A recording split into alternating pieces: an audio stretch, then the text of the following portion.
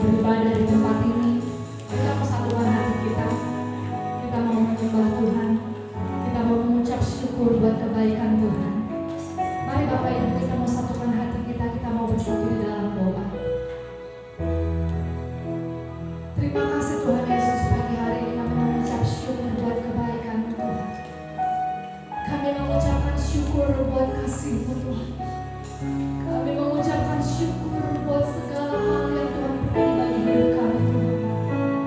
Tidak pernah kami bisa balas kebaikan Tuhan dalam hidup kami. Namun satu yang pasti Tuhan, kami mau menyembah Tuhan. Kami mau mengangkat setiap ucapan syukur kami di hadapan-Mu. Hari ini Tuhan, kami mau duduk diam Tuhan menyembah, mendengarkan kebenaran firman-Mu Tuhan. Biarlah hati dan pikiran kami Tuhan, kami fokus hanya untuk menyembah. Terima kasih Tuhan, terima kasih.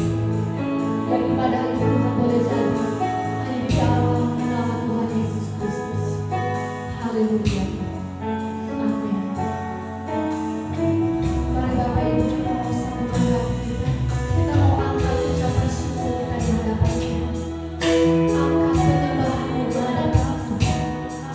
Angkat setiap doa-doa-Mu di hadapan Tuhan. Katakan Tuhan, Engkau sungguh baik Tuhan. Engkau sungguh baik Tuhan. Kami mengucap syukur buat kebaikan Tuhan. Kami mengucap syukur buat kebaikan-Mu Tuhan.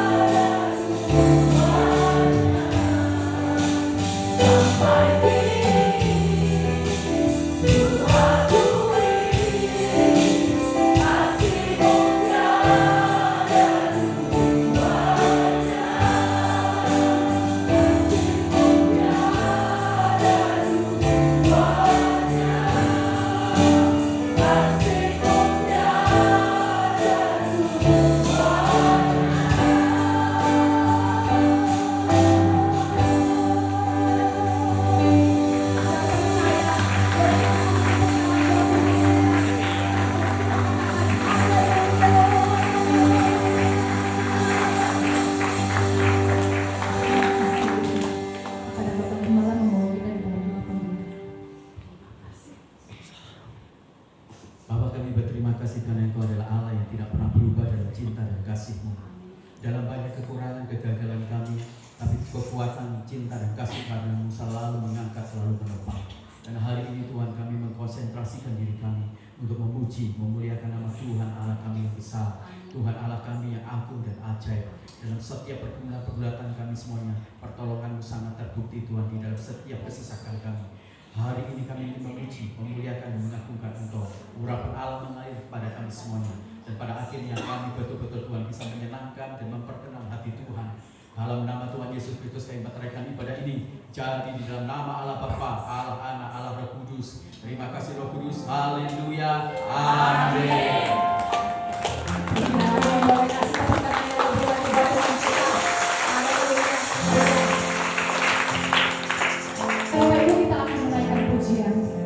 Bapak Ibu siap untuk menari bersuka cita bersama-sama. Kita mau menari buat Tuhan. Kita mau beri yang terbaik buat Tuhan. Amin Bapak Ibu. Mari kita kasih kemuliaan buat Tuhan. Kita lebih nari. Haleluya.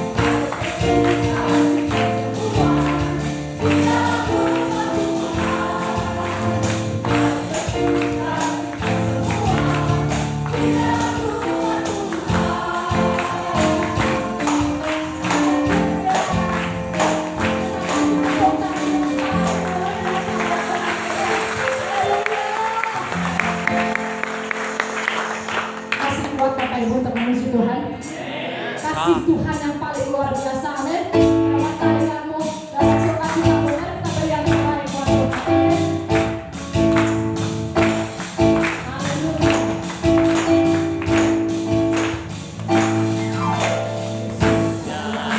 Kebenaran dan jalan kehidupan, itulah Yesus katakan.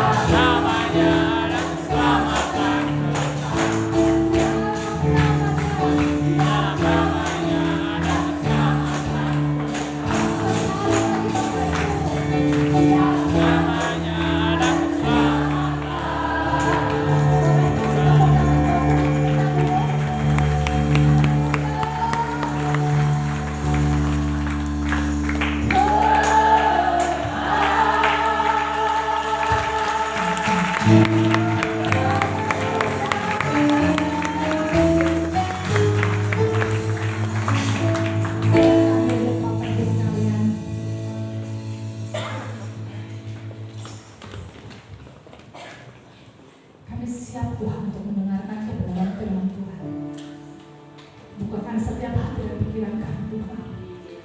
Selidiki setiap hati dan pikiran kami Tuhan, supaya hati kami, pikiran kami Tuhan benar adanya menghadap Engkau Tuhan. Terima kasih Tuhan, kami siap Tuhan. Kami siap menerima kebenaran firman Tuhan. Di dalam nama Yesus. Haleluya, haleluya.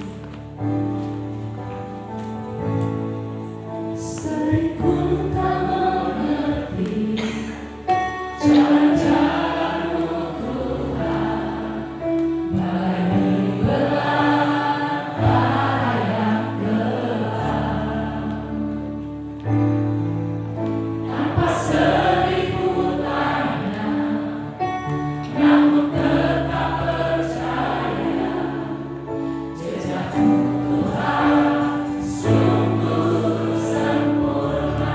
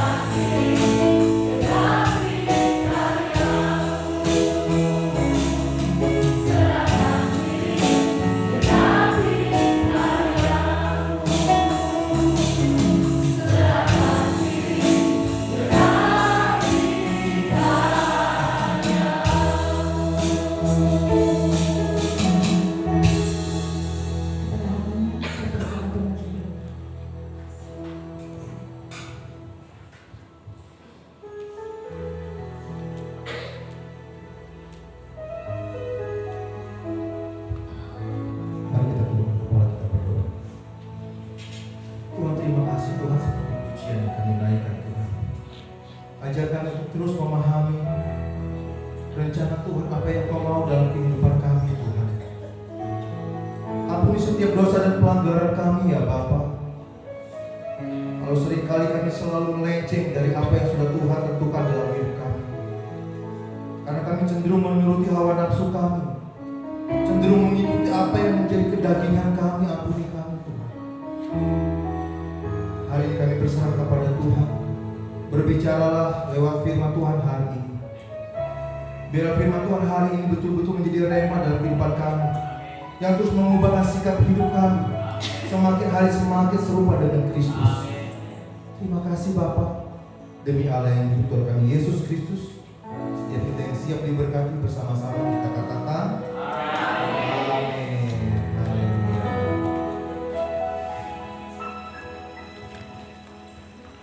Ya, aku tadi bilang Pastor Daniel enggak langsung ngomong, belum juga dari napas gitu ya, udah ngomong lagi. Udah keringetan saudara, rumah apa ya? Ayo luntur saudara. Dari rumah udah kapan? Sampai sini luntur lagi Pak. Iya, puji nama Tuhan saudara yang dikasih Tuhan. Apa kabar? Luar biasa. Saya senantiasa berdoa supaya kita selalu ada dalam keadaan yang sehat dan baik-baik aja saudara ya. Saya bersyukur hari ini boleh kembali melayani saudara. Ini bukan satu kebetulan, ini adalah satu yang indah dalam kehidupan saya secara pribadi, bisa menjadi berkat bagi saudara sekalian saudara ya. Beberapa hari yang lalu, tepatnya hari Kamis saudara ya, hari Kamis dan hari Sabtu biasanya tim pelayan altar itu latihan ya untuk perform di tempat ini gitu ya. Lalu ada satu lagu yang kita belajar, nanti kita akan sama-sama belajar ya setelah firman Tuhan. Lalu istri saya dan tim itu tanya, Pak ini judul lagunya apa? Karena ini lagunya juga lagu jadul, saya lupa judulnya apa. Saya bilang judulnya Kiamat. Dia bilang kayak gitu ya.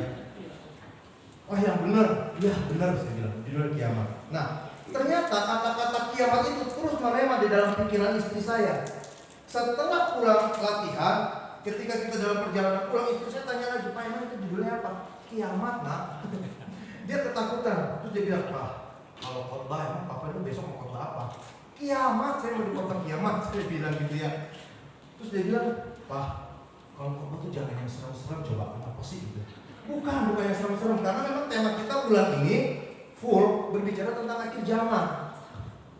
Dan ternyata Kamis, Jumat, Sabtu, dan tadi pagi Minggu ternyata masih merema juga di dalam pikirannya. Sebelum berangkat dia tanya, Pak emang Papa mau ngomong apa? Kiamat mah.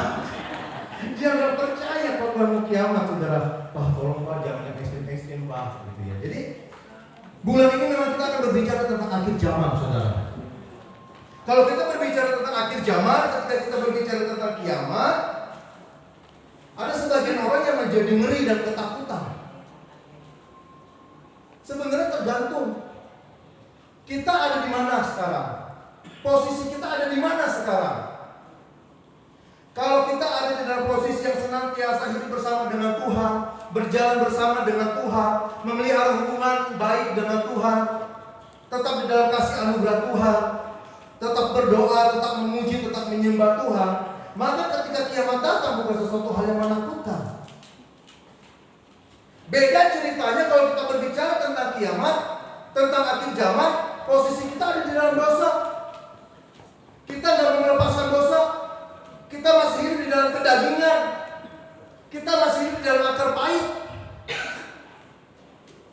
Tentu saja ketika kita berbicara kiamat akan menjadi satu momok yang mengerikan dalam kehidupan kita. Pernah ada film 2012, tahu ya? Itu tentang ramalan dari penanggalan suku Maya yang berakhir tahun 2012 dan katanya itu hari kiamat. Banyak orang nonton filmnya, banyak orang jadi stres, banyak orang gak bisa tidur, gak bisa makan karena terbayang-bayang, terngiang-ngiang sebuah kejadian yang sangat amat menakutkan. Dan terakhir kiamat kemarin diramalkan oleh seorang dari India. Tanggal berapa kemarin? Katanya 29 apa? Agustus gitu ya. Ternyata meleset. Lalu dia press conference, dia bilang kiamatnya diundur. Emangnya mau ngambil sembako saudara bisa diundur? Ya. Nah, saudara yang dikasih Tuhan, kalau kita berbicara tentang akhir zaman, kalau kita berbicara tentang ada satu poin penting yang ingin saya sampaikan kepada saudara pada pagi hari ini. Ya, saya mencatat di slide poin penting ketika kita berbicara tentang akhir zaman atau kiamat. Akhir zaman atau kiamat itu adalah rahasia ilahi, sebuah rahasia besar di mana tidak ada seorang pun yang tahu. Di dalam Matius 24 ayatnya yang ke-36, saudara. Next. Firman Tuhan begini, berkata, tetapi tentang hari dan saatnya itu tidak seorang pun yang tahu. Malaikat-malaikat di surga tidak, anak pun tidak, hanya Bapa sendiri yang tahu. Jadi kalau kita berbicara tentang kiamat, ketika kita berbicara tentang akhir zaman, ini tentang berbicara sebuah rahasia besar di mana tidak ada seorang pun yang tahu. Hanya Bapa di surga yang tahu. Tetapi anehnya ada banyak orang tertipu. Ironisnya anak-anak Tuhan, orang-orang Kristen tertipu dengan ramalan-ramalan. Oh, besok akan kiamat. Oh, tanggal sekian. Oh, tanggal sekian akan kiamat. Lalu banyak orang Kristen menjadi stres. Banyak orang Kristen menjadi nggak bisa tidur, nggak bisa makan, mikirin kiamat. Percaya kepada ramalan-ramalan. Padahal firman Tuhan sendiri, Tuhan Yesus berkata, seorang pun tidak ada yang tahu tentang waktu dan kapan itu terjadi. Jadi apa yang harus kita lakukan? Next, ya, yang harus kita lakukan adalah berjaga-jaga. Matius 24 ayat yang ke-42 berkata, karena itu berjaga-jagalah. Karena apa? Karena itu rahasia. Karena itu nggak ada yang tahu. Berjaga-jagalah. Katakan lagi, berjaga-jaga.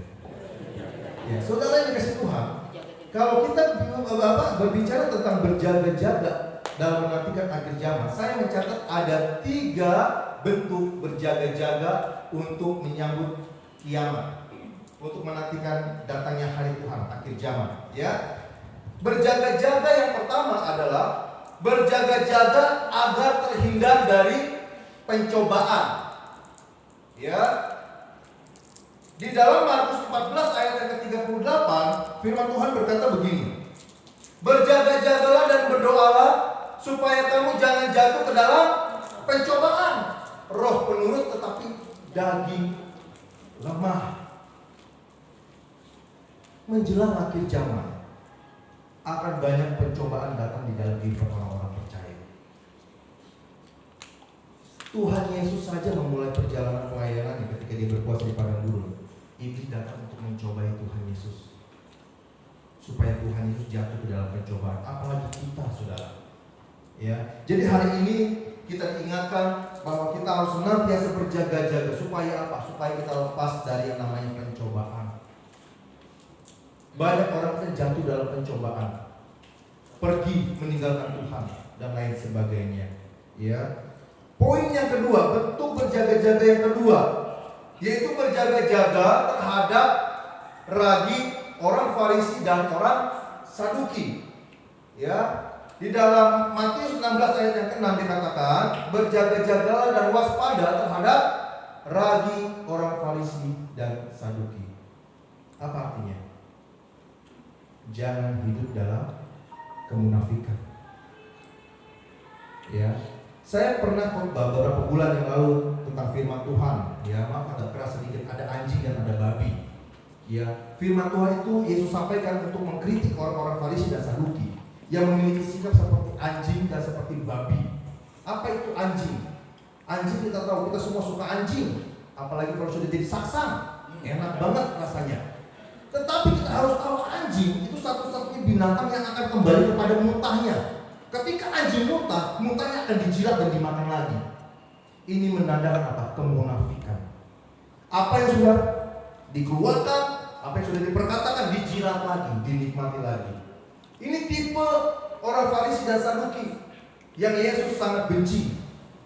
Ya, sehingga dalam kehidupan orang-orang percaya kita harus meninggalkan sifat tabiat dari ragi Yahudi dan ragi Saduki, yaitu jangan hidup di dalam kemunafikan seperti anjing. Yang kedua, sifat yang dibenci oleh Tuhan Yesus terhadap orang-orang Farisi dan Saduki waktu itu saya katakan seperti babi, bukan babi hong, bukan babi kecap, itu enak sudah, jos ya.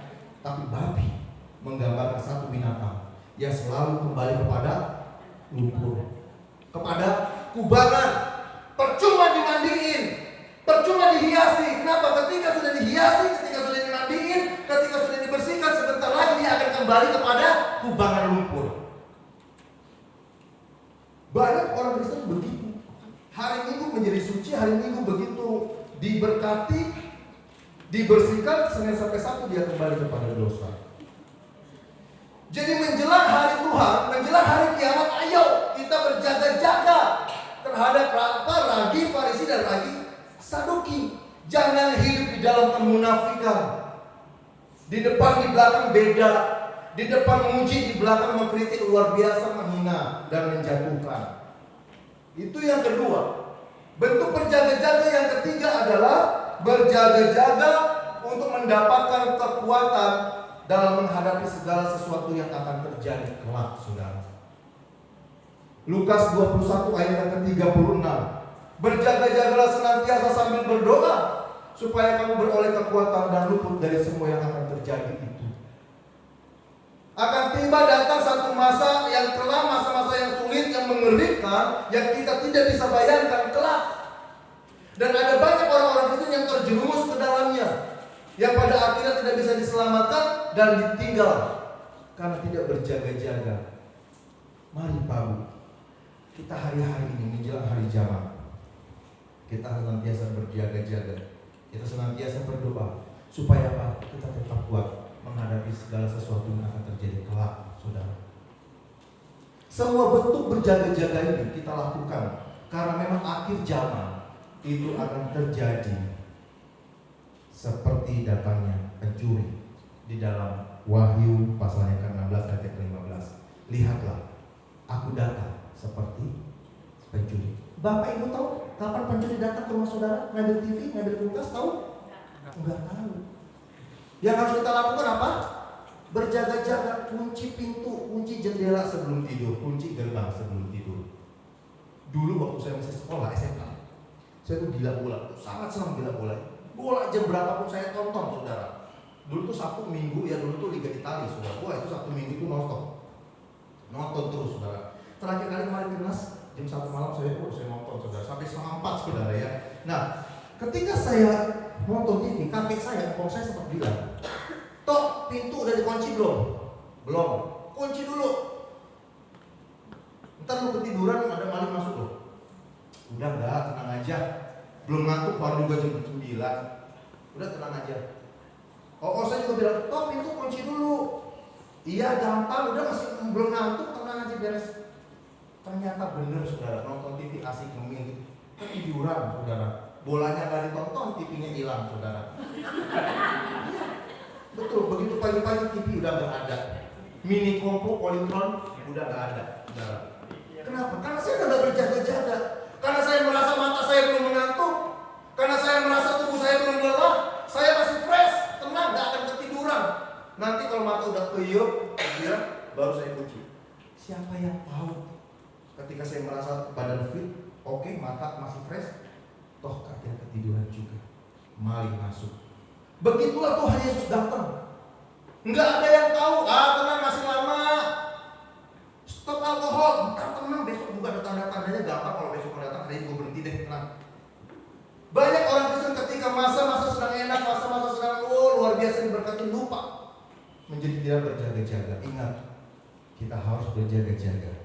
Karena Tuhan Yesus datang seperti pencuri, enggak ada yang tahu. Tapi saudara yang dikasih Tuhan, walaupun kita enggak tahu waktunya kapan, hari apa, tanggal berapa, bulan berapa, tahun berapa, kita enggak tahu. Tetapi Tuhan Yesus memberikan tanda-tanda menjelang akhir zaman supaya kita bisa berjaga-jaga. Mari kita buka Alkitab kita dari Injil Matius pasalnya yang ke-24.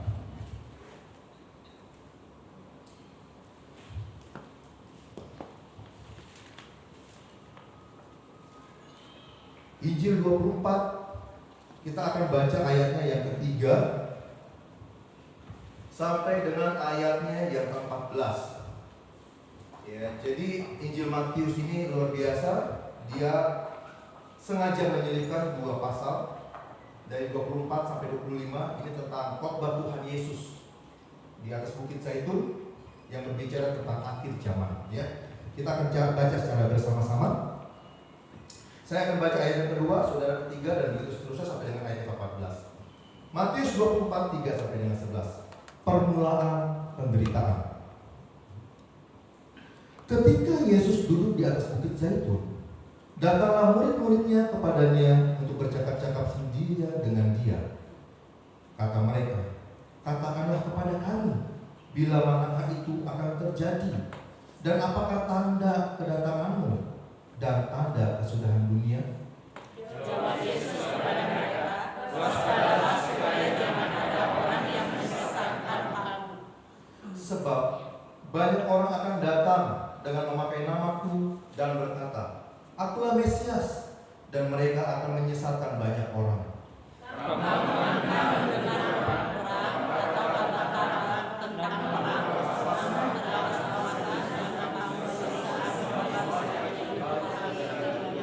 tetapi itu belum kesudahannya. Kalau sama Paskibra kalau jatuh seretak. Waduh, jelas saudara ya. Ayat yang ke-7. Sebab bangsa akan bangkit melawan bangsa dan kerajaan melawan kerajaan. Akan ada kelaparan dan gempa bumi di berbagai macam tempat. Akan tetapi semuanya itu barulah permulaan penderitaan menjelang zaman baru. Pada waktu itu kamu akan diserahkan supaya disiksa, dan kamu akan dibunuh dan akan dibenci semua bangsa oleh karena namaku. Dan banyak orang akan mendekat dan mereka akan saling menyerahkan dan saling menghalim. Banyak nabi palsu akan muncul dan menyesatkan banyak orang. Dan karena pertentangan berkata, banyak orang akan menjadi gini. Tetapi orang yang bertahan sampai pada kesudahannya akan selamat. Dan Injil kerajaan ini akan diberikan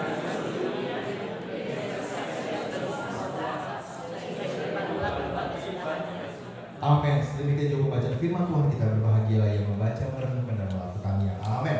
Saudara yang dikasih Tuhan, di awal saya katakan ketika kita berbicara tentang akhir zaman, maka ini kita sedang berbicara sebuah rahasia besar di mana seorang tidak ada yang tahu. Yang harus kita lakukan hanyalah berjaga-jaga senantiasa.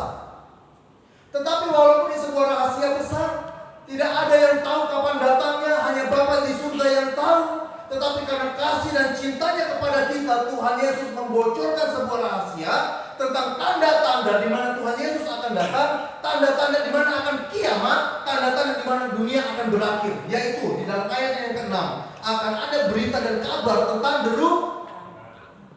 Saudara sudah dengar berita itu hari-hari ini? Bagaimana peperangan sudah ada? Bagaimana ketegangan antara negara-negara di timur dan di barat saling berkoalisi? Akhir diramalkan bahwa perang dunia ketiga akan segera terjadi. Berita itu sudah kemana-mana hari-hari ini.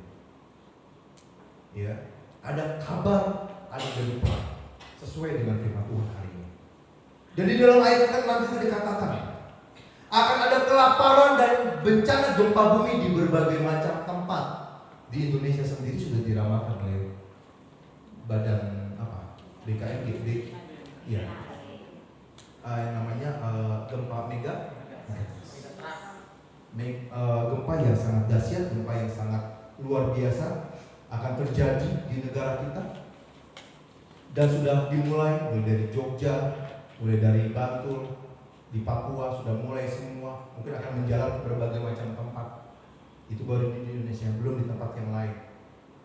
Yang selanjutnya, yang ketiga, akan ada yang namanya penderitaan nantinya. Akan ada yang namanya penyiksaan nantinya bagi orang-orang percaya. Tapi itu baru permulaan. Ya. Ada kemutatan. Ada orang yang mutat lalu membenci. Di dalam ayat yang ke-10. Lalu muncul yang namanya nabi-nabi palsu. Banyak. Ya.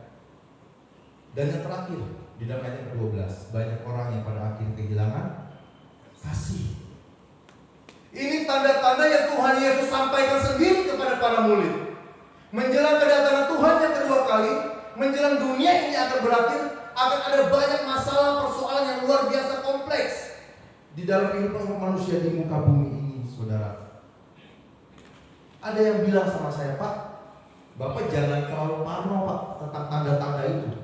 Itu bukan tanda-tanda kiamat kok, Pak. Kalau kita berbicara tentang deru perang, sejak dari dulu juga udah perang, Pak. Dari ratusan tahun yang lalu, zaman jahiliyah juga peperangan itu udah terjadi di mana-mana, perebutan tanah, Kanaan dan lain sebagainya, itu perang. Kalau berbicara tentang gempa bumi, bencana dan lain sebagainya, ini cuma fenomena alam biasa.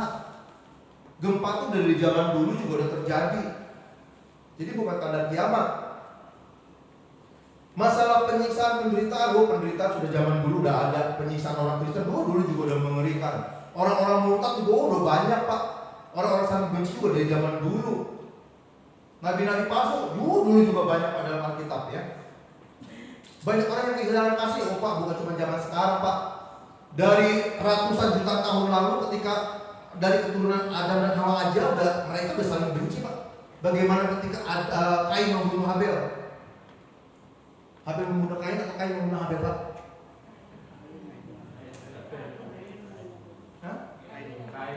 Kain membunuh Habel ya. Jadi semua yang tertulis ini bukan tanda-tanda, Pak. Kalau semua tanda-tanda dari dulu udah ada semua tanda-tanda, toh sampai hari ini nggak kiamat. Toh hari Tuhan nggak datang-datang, dunia nggak berakhir. Jadi semua yang tertulis di sini, Pak, ini bukan tanda-tanda, Pak. Udah biasa terjadi, cuma fenomena biasa. Apakah betul begitu? Saya mau kasih satu tanda kepada saudara. Banyak orang yang mungkin nggak percaya akan tanda-tanda ini karena dianggap hanya fenomena biasa. Hari ini saya kasih satu rahasia.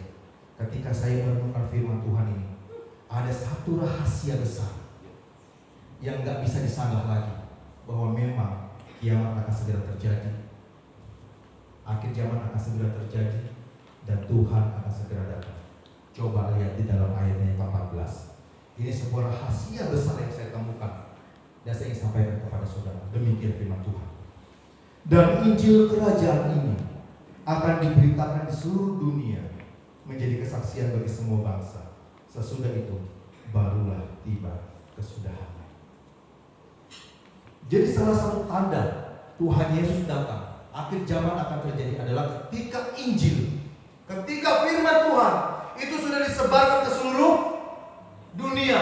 Ketika semua orang sudah mendengar tentang Yesus, ketika semua orang sudah mendengar tentang firman, disitulah baru permulaannya. Barulah hari itu akan terjadi. Dunia kita hari-hari ini disadari enggak? Dunia kita itu digital. Dunia itu ada di genggaman tangan kita. Sudah bisa kita akses dengan handphone. Selama tempat itu masih bisa dijangkau sinyal, berarti tempat itu memiliki orang-orang yang punya handphone. Betul gak? Mungkin penginjilan zaman dulu berat. Sampai kapan kita menginjili seluruh dunia bisa kenal Tuhan Yesus? Kalau kerja cuma jalan kaki, yes. Tapi zaman sekarang lihat, selama tempat itu bisa dijangkau sinyal, orang punya handphone, semua orang bisa akses. Maaf, dulu orang yang punya handphone mungkin orang-orang yang tertentu. Sekarang tukang bakso pun punya handphone. Kalau orang punya handphone, sudah pasti dia punya yang namanya aplikasi. Minimal buat dagang, tapi nggak mungkin buat dagang. Dia pasti punya Facebook, betul? Punya Instagram, punya Twitter, punya TikTok.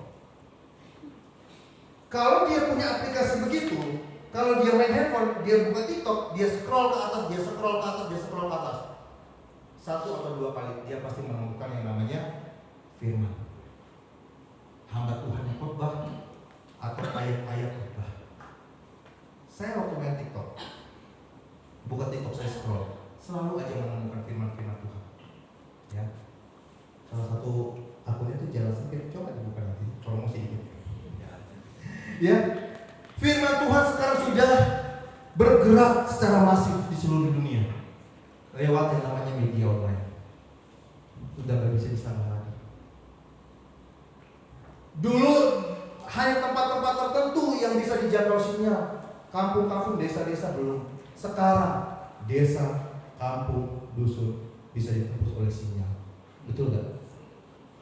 Sekarang dari anak kecil sampai nenek-nenek pun kadang bisa main TikTok,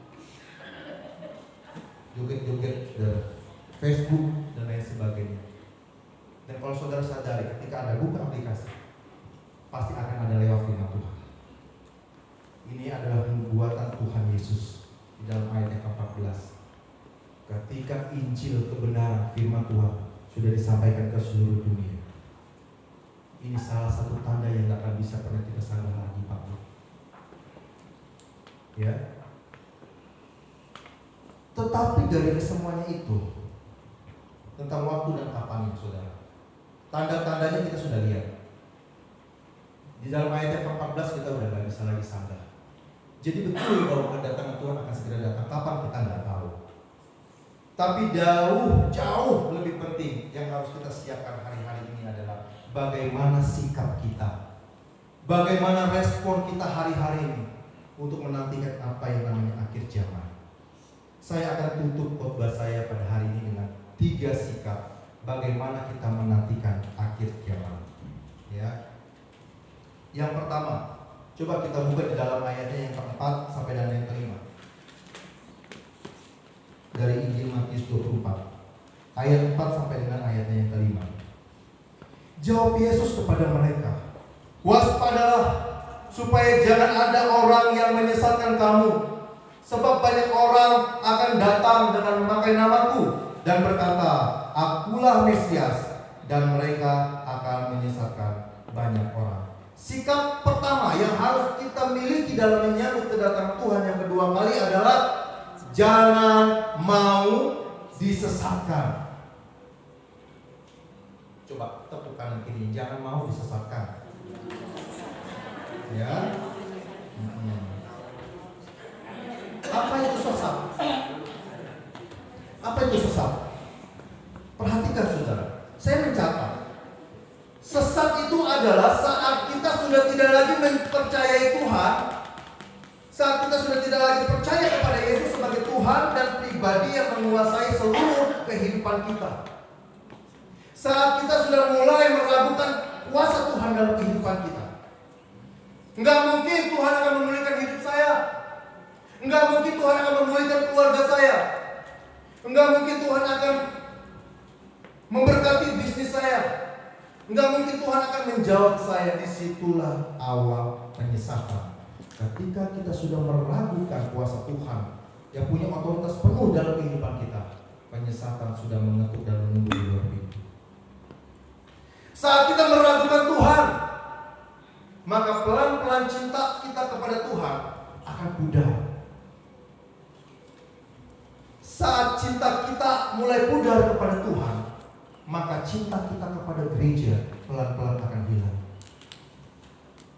Saat kita sudah lagi gak mencintai gereja Tuhan, maka kita gak akan pernah mau lagi mendengar firman Tuhan. Kita gak mungkin mau lagi mendengar suara gembala. Ketika itu sudah mulai terjadi, kita akan pelan-pelan hilang dari persekutuan. Dan kita mulai jarang berdoa, malas berdoa, malas memuji Tuhan. Dan ketika semua itu terjadi, kita merasa hidup kita fine-fine aja tuh. Jarang ikut persekutuan, jarang doa, jarang ke gereja, tidak lagi melayani, gak dengar suara firman Tuhan, gak ikut persekutuan, kok fine-fine aja. Usaha tetap lancar. Disitulah awal penyesatan. Jadi berhati-hatilah saat kita merasa tidak lagi butuh Tuhan. Berhati-hatilah saat kita tidak lagi mempercayai Tuhan. Penyesatan mengintai di dalam kehidupan saudara. Yesus aja dicobai supaya sesat sama iblis. Bagaimana saya dan saudara? Sekarang pertanyaannya, bagaimana supaya kita tidak disesatkan? Seperti yang pernah saya khotbahkan, kita harus hidup di dalam kebenaran firman Tuhan, Pak. Mau belajar, mau diajar. Kalau kita udah lagi gak mau belajar firman Tuhan, ketika kita lagi gak mau diajar firman Tuhan, dari mana lagi kita dapat kekuatan dalam hidup kita? ketika penyesat itu datang, ketika penganiayaan itu datang, kita hanya menjadi korban yang pada akhirnya ditinggal. Pegang teguh iman dan kebenaran firman Tuhan. Hanya Yesus satu-satunya jalan ke surga. Ada seorang hamba Tuhan dari NTT, dari Timur, dia berkata bahwa kalau kita bicara surga, dia bilang, itu sama seperti orang ke WC. Pernah dengar gak? Kalau orang mau masuk surga, itu urusannya seperti kita mau pergi ke WC. Tidak bisa diwakilkan. Pas sobat keluar, pasti masukkan ke mana? Mau ke toilet, titit. Enggak bisa. Masing-masing. Enggak bisa titit. Gitu ya. Istri saya keluar, mau oleh tanya, bisa kita mau ke mana? Mau ke WC. Titit dulu. Sedikit. Enggak banyak. Enggak bisa. Begitupun ke surga. Ke surga itu urusan masing-masing. Enggak bisa diwakilkan. Tanggung jawab kita pribadi. Ya. Yesus satu-satunya jalan ke surga. Itu yang pertama. Ya. Sikap pertama di dalam menantikan waktu Tuhan adalah jangan mau disesatkan. Ya. Jangan mau. Yang kedua, sikap apa yang harus kita miliki di dalam menantikan masa akhir ini? Di dalam ayatnya yang ke-12, firman Tuhan berkata, dan karena makin bertambahnya kedurhakaan, maka kasih kebanyakan orang akan menjadi dingin. Sikap pertama, jangan mau disesatkan. Sikap kita yang kedua di dalam menantikan hari kiamat adalah jangan biarkan kasih kita menjadi dingin. Di dalam penantian kita terhadap kedatangan Tuhan yang kedua kali, kita harus benar-benar bisa jaga kasih. Katakan jaga kasih. Jangan biarkan kasih kita itu jadi tawar. Jangan biarkan kasih kita jadi dingin. Mungkin Bapak Ibu pernah berkata di dalam kehidupan saudara, ya, sampai kapan sih aku harus mengasihi? Sampai kapan aku harus mengampuni? Sampai kapan aku harus bersabar dengan suami yang model begini? Suami dengan lu juga sama. Sampai kapan harus kita mengalah terus? Sampai kapan saya harus begini-begini terus? Toh juga Tuhan Yesus gak datang. Ngapain saya harus mikirin orang lain? Daripada saya mikirin orang lain, mendingan saya mikirin keluarga saya sendiri. Mendingan mikirin diri sendiri. Saya masih butuh. Saya juga masih kekurangan. Saya juga masih butuh ditolong. Kenapa saya harus mikirin orang lain? Saat kita sudah mulai punya perasaan dan pemikiran demikian, kita menjadi orang-orang yang egois. Kita akan menjadi orang-orang yang pada akhir kehilangan kasih kita terhadap sesama. Ngapain harus mikirin gereja? Gereja mau bangun gedung, biarin aja itu urusan gembala. Dia yang cari urusan soal, biarin. Gak usah sumbang-sumbang gereja. Kita juga masih butuh anak, juga masih butuh sekolah. Apalagi perpuluhan tiap bulan, jangan gak usah masih perpuluhan, gak usah. Kita juga masih butuh.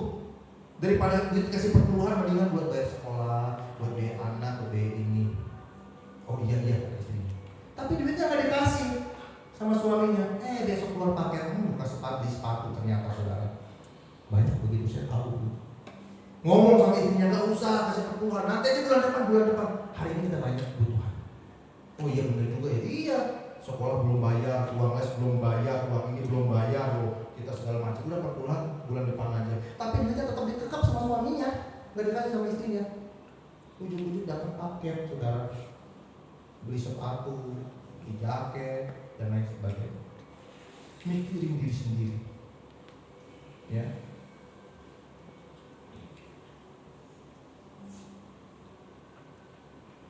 Ngapain kita bikin orang lain? Bapak Ibu dan saudara sekalian, ya saya mau katakan kepada saudara hari ini, tidak peduli kapan Tuhan datang, itu bukan urusan kita.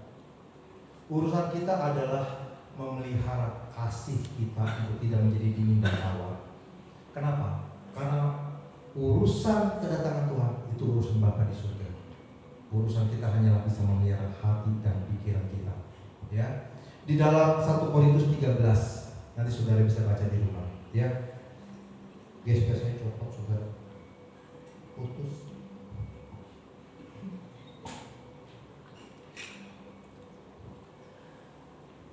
Pada akhirnya yang tertinggal di dunia ini hanya 3. Coba kita buka di dalam 1 Korintus.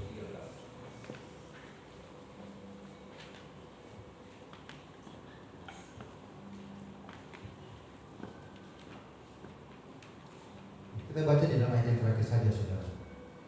Demikianlah tinggal 3 hal ini, yaitu iman, pengharapan, dan kasih.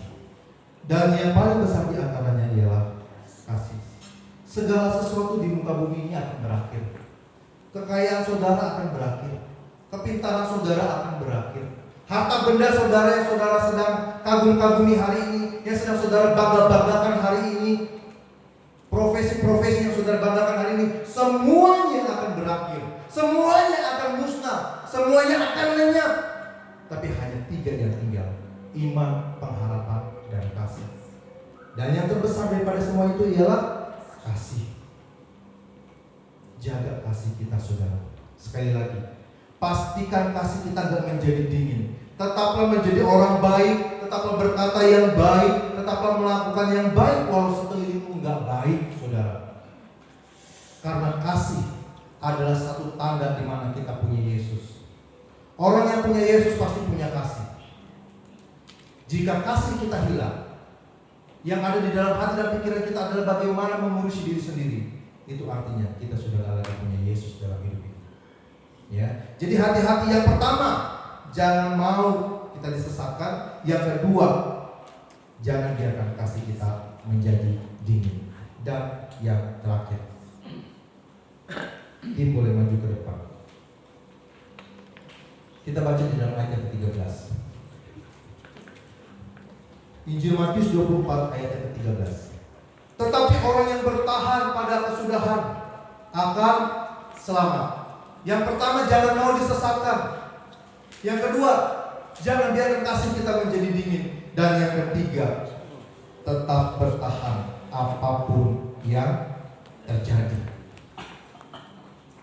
Kalau hari-hari kita ingin mempersiapkan diri untuk menyambut akhir zaman, persiapkan diri kita untuk berkata, bertahan sampai akhir apapun yang terjadi. Bertahan sampai akhir apapun tawarannya. Siapapun yang datang kepada saudara untuk menyesatkan saudara, tolak. Siapapun yang datang kepada saudara menawarkan segala sesuatu, jika itu tidak berdasarkan firman Tuhan, tolak. Walaupun engkau susah, walaupun kita harus menderita, tetap bertahan di dalam iman pengharapan kepada Yesus sampai akhir. Apapun yang terjadi, nyawa taruhannya, bertahan sampai akhir apapun tawarannya. Sekali Yesus, tetap Yesus. Jangan pernah menjadi orang yang gampang terbeli sehingga kita meninggalkan Tuhan, meninggalkan gereja Tuhan, meninggalkan hamba Tuhan hanya karena kedagingan dan hawa nafsu. Hari ini adalah hari-hari terakhir. Waktu Tuhan tidak akan lama lagi. Akan datang masa-masa sulit. Akan datang pencobaan, godaan, bahkan aniaya. Tetapi firman Tuhan berkata hari ini, kepada siapa yang bertahan sampai akhir. Sekali lagi, siapa yang bertahan sampai akhir, yang tidak terbeli, dia akan selamat. Tepuk tangan kiri, bertahan apapun yang terjadi. Sebagai ayat penutup, coba kita buka di dalam Injil Matius pasal 24 tadi. Kita baca di dalam ayat yang 40 sampai dengan 42.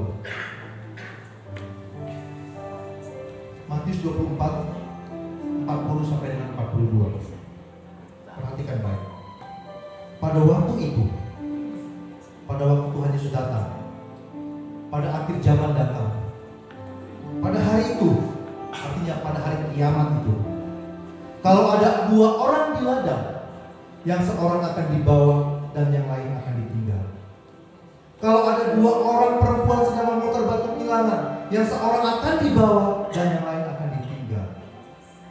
Karena itu berjaga-jagalah, sebab kamu tidak tahu hari di mana Tuhanmu datang. Pertanyaannya, apakah kita hari-hari ini adalah orang-orang yang pada akhirnya Tuhan angkat atau ditinggal? Ada satu film ilustrasi, mungkin lampu bisa dimatiin sebentar. Kita akan lihat. Saudara perhatikan film ini baik-baik, ya, untuk mengerti firman Tuhan ayat pasal 24 ayat 40. Boleh?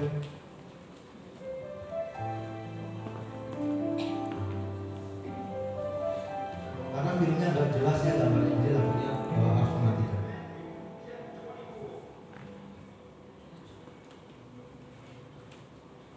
Ya, bisa digedein ya. Ya, volumenya tadi kurang. Coba, boleh diulang? The Bible says in Matthew chapter 24 verse 42, "Watch therefore, for you do not know the hour your Lord is coming." I want you to know, church, that Jesus Christ could come this month, or he might come next week, or he could even come.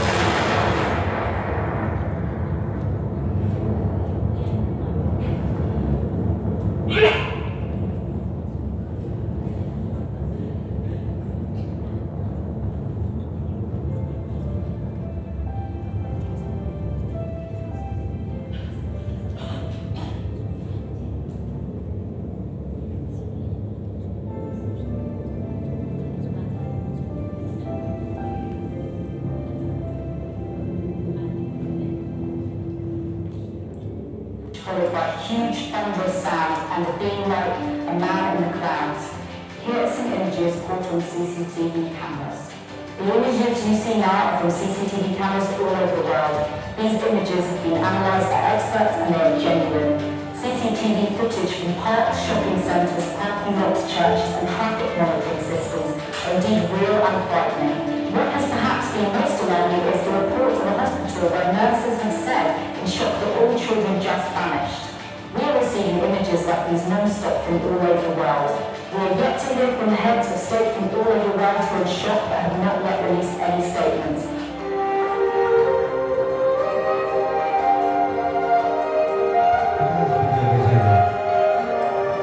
Ketika hidup berjalan seperti biasa, kita merasa semua baik-baik aja. Jangan sampai pada hari itu kita menjadi orang-orang yang tertinggal. Saudara.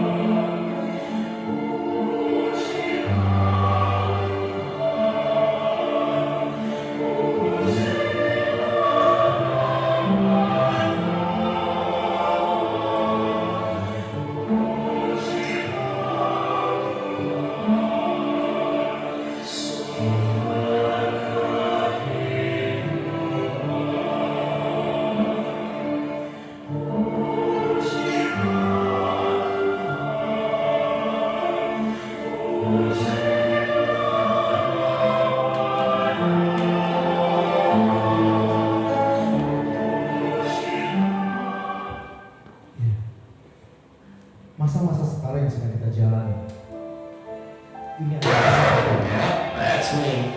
You're probably wondering how I ended up in this situation. ada tokoh balai ternyata.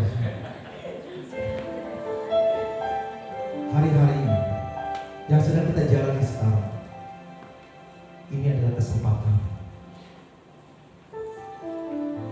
Jangan sampai ketika masanya tiba kita ditinggal. Kalau sudah ditinggal begitu, sudah tidak ada lagi harapan. Yang ada hanyalah retak gigi, penyesalan.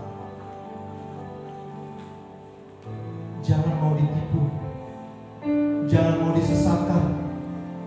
Jaga kasih kita, bertahan sampai akhir.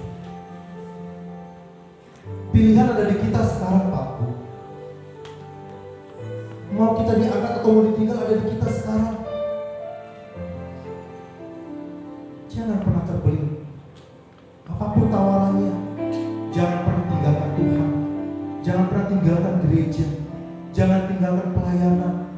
Supaya ketika masanya datang, Tuhan mendapati kita menjadi pribadi-pribadi yang tetap setia, Pak Bu. Banyak orang akan kehilangan kasih nantinya. Egois, mikirin diri sendiri. Kalau kita hari-hari hanya mikirin kita diri sendiri, ayo Pak Bu, bangkit. Mari bersama-sama kita naik satu pujian. Kita akan belajar lagu lama. Sudahkah kita siap sedia menghadapi datangnya Yesus kelak kembali untuk mengangkat kita semua yang sungguh-sungguh berharap padanya. Sudahkah kita siap? Sudahkah kita siap sedia menghadapi datangnya Yesus kelak kembali untuk mengangkat kita semua yang sungguh-sungguh berharap padanya. Mari kita sembah Yesus, Dia di hadapan kita kemuliaan yang kudus. Selama waktu ini masih ada, sembahlah Yesus selama-lamanya. Tadi sebuah film ilustrasi memperlihatkan ada dua orang diangkat, satu ditinggal. Mau nggak kita ditinggal? Gak mau. Seandainya kita diangkat, tapi pasangan kita ditinggal, mau nggak? Saat anak kita diangkat, kita ditinggal, kita mau nggak ditinggal? Sebaliknya, saat kita diangkat tapi anak-anak kita ditinggal, sakit gak? Kita bersama-sama dengan Tuhan, anak-anak kita akan mengalami kengerian yang begitu dahsyat, atau pasangan kita mengalami kengerian yang begitu dahsyat. Ini tanggung jawab kita bersama sebagai seorang pasangan, istri, suami, orang tua dan anak-anak. Masih ada kesempatan, Pak. Masih ada kesempatan. Sudahkah kita siap sedia? Bapak Gembala akan berdoa buat kita. Menghadapi datangnya Yesus kelak kembali untuk menangkan kita semua yang sungguh-sungguh berharap padanya. Sudahkah kita siap?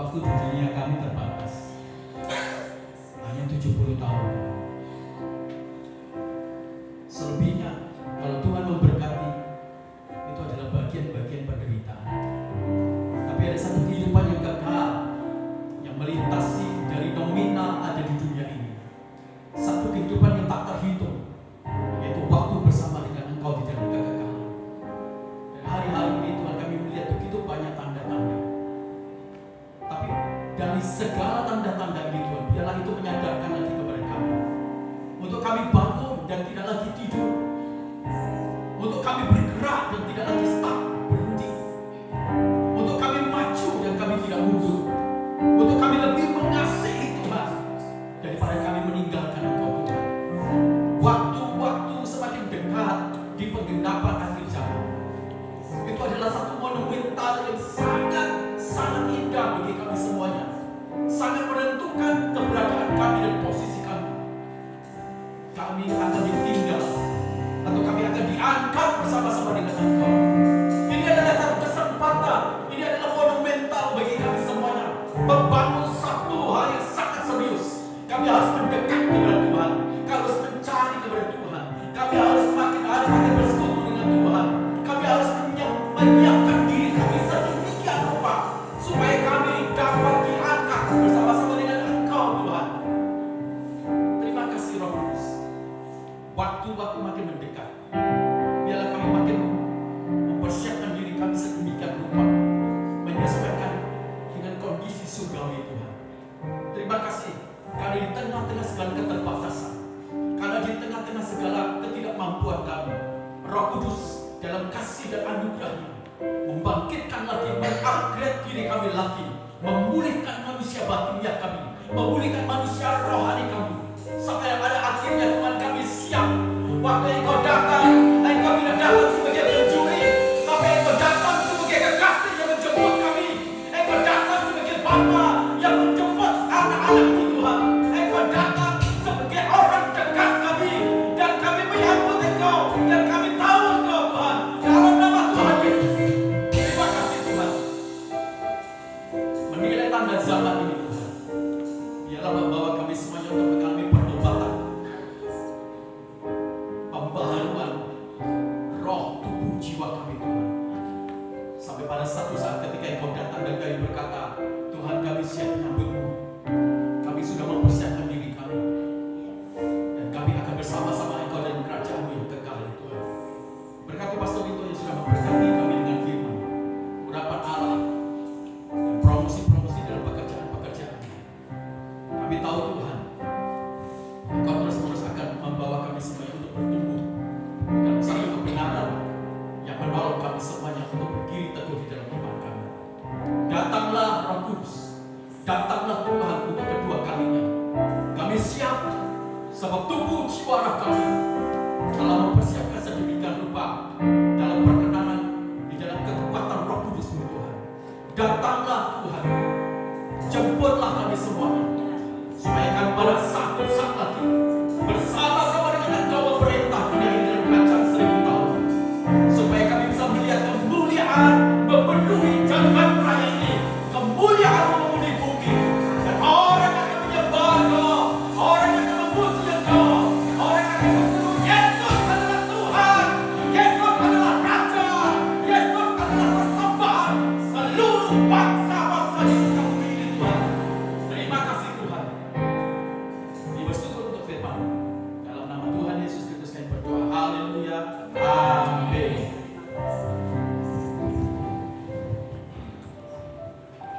Bapak Ibu, saya mengundang Bapak Ibu semua untuk bersama-sama kita bangkit berdiri. Pak Rito boleh maju ke depan. Kita akan sama-sama mengucapkan terima kasih untuk kebenaran firman Tuhan yang telah disampaikan. 1, 2, 3. Terima kasih Pak Rito atas firman Tuhan yang telah disampaikan. Tuhan Yesus memberkati.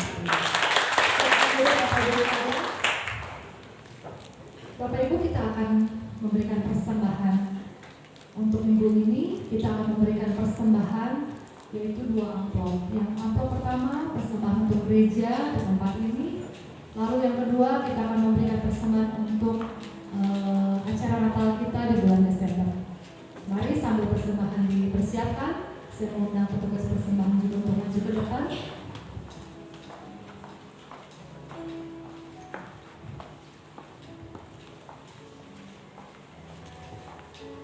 Sebelum kita memberikan persembahan, kita mau berdoa Bapak Ibu, sambil kita mau angkat amplop kita di atas kepala kita, tanda kita komitmen dan keseriusan kita untuk memberi buat gereja Tuhan tempat ini.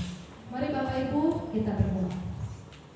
Terima kasih Tuhan Yesus, inilah inilah persembahan yang akan kami beri Tuhan untuk gereja-Mu tempat ini.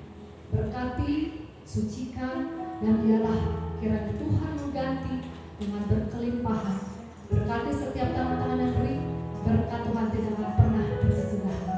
Di dalam nama Yesus kami dengan sukacita memberi untuk gereja dan orang ini. Dalam nama Yesus, haleluya, amin. Kita akan mulai dengan hati yang bersukacita.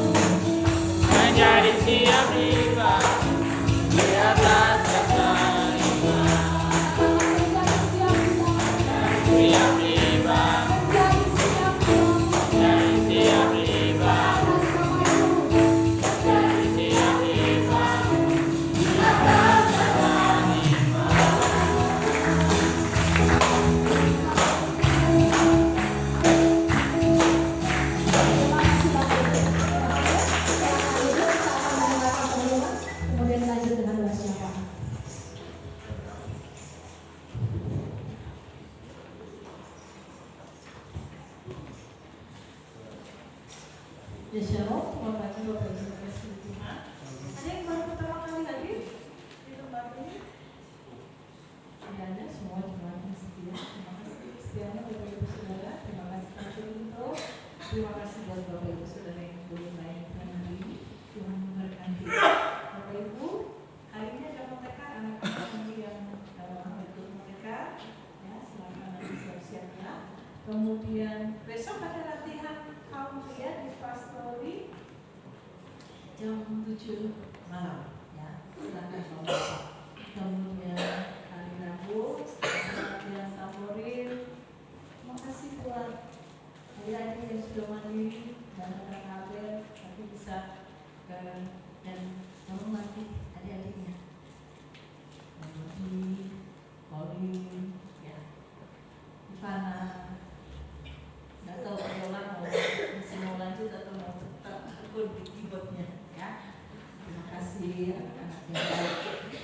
kemudian ada latihan vokal malamnya, kemudian hari Kamis ada 20 puasa di Pastori, hari Jumat seperti biasa ada latihan musik pemula dan juga saat duduk, dan juga ada ibadah KW di Pastori. Kemudian hari Sabtu ada youth dan latihan musik untuk ibadah. Kemudian Bapak Ibu, tadi malam, tadi petang, adik dari Markus melakukan penyembuhan, itu sebagian dari kita yang mengenalnya, Ibu Ruth, dan hari ini suka akan melayat. Sebenarnya harusnya bareng dengan saya dan kami, tapi karena mobil dipakai ke Bandung, jadi Pak Suka akan berangkat lebih dahulu. Ada 4 orang, sudah ada 4 orang. Kalau ada yang mau ikut, mungkin bapak-bapak, solmet-solmetnya Om Markus, ya, boleh gabung ke mobil Pak Suka hari ini setelah ibadah ini. Jamnya nanti Pak Suka yang akan, ya. Nah, kemudian besok pagi saya akan bersama Bapak Gembala dan ibu-ibu, ya, saya sudah nggak kuat lagi, makanya tadi saya tanya ke Pak Suka, Pak Suka mau melayat, ternyata beliau mau. Jadi kalau ada kita akan bagi, karena mobil dipakai ke Bandung, jadi saya besok pagi. Jadi Pak Suka, kalau ada yang mau silakan hubungi Pak Suka. Hanya 4 orang, karena mobilnya sudah ada muatan 4 orang. Baik itu. Kemudian Bapak Ibu, tahun ini gereja kita tidak mengadakan perayaan Natal. Tidak mengadakan perayaan Natal, bukan berarti tidak ada kebaktian Natal, ya. Tetap akan ada ibadah Natal di tanggal 25 Desember. Tetapi perayaan Natal akan lebih kita fokuskan untuk berdampak, berbagi, ya, menjadi berkat bagi sekitar kita. Selama ini kita sudah banyak ada kulkas, ada TV, ada rice cooker, ya, yang belum rumah sama mobil, ya. Itu kita dapat doorpress, ya, senang, ya. Satunya yang dapat orang lain itu akan lebih senang, bukan kita ngasih kulkas ke orang lain, ya. Tapi kita akan lebih berdampak bagi sekeliling kita. Jadi Natal kita akan lebih berbentuk kepada Natal yang berbudi, Natal berderma, Natal sosial. Jadi tetap tanggal 25 kita akan adakan Natal, Baptian Natal di tempat ini. Bapak Ibu, departemen yang mau nyanyi, yang mau nari, yang mau drama, tetap boleh, tetap akan diberikan ruang, ya, untuk hal itu. Tetapi fokus kita adalah Natal sosial. Jadi Bapak Ibu, hari ini sudah dibagikan kertas kecil, ya, menuliskan janji iman untuk Natal sosial kita dan Natal tanggal 25. Jadi dan mulai di bulan ini kita sudah mulai mengumpulkan persembahan Natal. Dan Bapak Ibu sudah ada titipan dana Natal dari bulan kemarin, ya, ke saya. Cuma karena memang belum didengungkan dana Natal 170, ya, dari seseorang yang terjemahan itu keuntungan penjualan, gitu, ya. Jadi setiap dia untung penjualan dia titipkan ke saya, ada 170 buat dana Natal, karena memang belum ada didengungkan, jadi dana Natal itu masih saya simpan.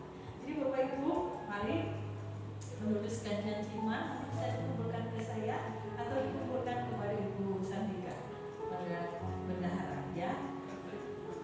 Baik, kemudian jadi sebelum menuliskan janji iman, silakan Bapak Ibu menulis. Sebelum menuliskan, silakan Bapak Ibu tutup. Bapak Ibu, tadi Ibu Sandika memimpin doa dan memberi persembahan. Kita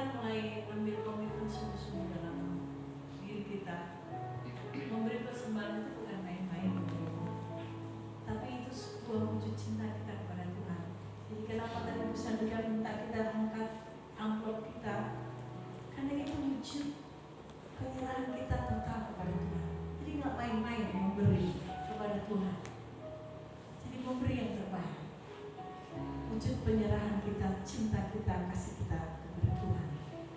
Kemudian Bapak Ibu dibuka ruang untuk terlibat dalam pelayanan musik, WR, singer, dan sebagainya. Karena sebagian besar dari kita anak-anak studi, melanjutkan kuliah, ada yang PKL, ada yang pindah ke luar kota. Nggak tahu apakah sudah tahu atau sudah dijelaskan oleh Bapak Kepala, Bapak Kiki pindah ke Cirebon lagi. Jadi kita kekurangan pemain keyboard. Jadi Bapak Ibu, bagi Bapak Ibu yang rindu, silahkan menghubungi Pastor Bian, ya. Tapi berapapun yang ada, mau ada yang cuma ada yang main gitar, cuma ada yang main keyboard, ya, kita tetap beribadah kepada Tuhan. Tidak mengurangi esensi kita untuk beribadah kepada Tuhan, ya. Kemudian Bapak Ibu, dalam setiap kegiatan dan setiap aktivitas kita akan mulai membiasakan ada persembahan, ya. Persembahan. Jadi kalau ada contohnya ada buat ibadah ucapan syukur di A, gitu ya. Seringkali kita tidak mengadakan persembahan, ya. Bukan seringkali, kita selama ini tidak pernah ada persembahan, gitu ya. Jadi kita akan adakan persembahan. Jadi kalau ada ibadah apa, gitu, di rumah si B, kita akan mengaktifkan ada persembahan. Kemudian Bapak Ibu, kita akan di bulan depan kita akan mulai ada perampingan dalam tugas dan tanggung jawab dalam pelayanan, ya. Mulai akan ada pembenahan di dalam tugas dan tanggung jawab di dalam pelayanan, ya. Mungkin tidak terlalu banyak, tidak terlalu besar, ya. Tetapi kita berdoa Tuhan akan menunjuk pemimpin untuk yang komitmen di dalam setiap pelayanan yang diberikan, yang diserahkan, tanggung jawab yang diberikan, ya. Saya sama Bapak Kepala jujur dan sangat mengapresiasi untuk tim departemen sekolah minggu, karena di dalam setiap departemen kami itu hadir, kecuali saya di KP saya nggak ada, Bapak Gembala di KW nggak ada, ya. Hari ini Opung minta bergabung di KW, saya bingung ini salah apa tidak, ya. Kapan hari Pak Wawan minta bergabung di KW, saya bilang ini salah pencet. Hari ini Opung Indra minta bergabung di KW, boleh Bu? Ini salah pencet atau gimana, ya. Jadi itu untuk memantau perkembangan, memantau seberapa ini ya pergerakan. Jadi Bapak Ibu, kami itu memberi apresiasi besar buat sekolah minggu. Mereka solid, mereka rukun, mereka itu saling ledek-ledekan di tim. Tapi mereka kerjasamanya sangat bagus, ya, sangat baik. Jadi itu bisa dijadikan contoh itu. Tepuk tangan buat tim sekolah minggu. Itu luar biasa, ya.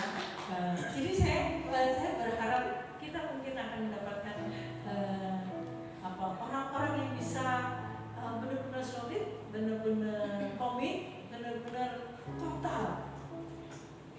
Kemarin saya bertemu dengan seseorang, saya katakan begini, terima kasih Bu, karena anaknya sudah boleh terlibat dalam pelayanan.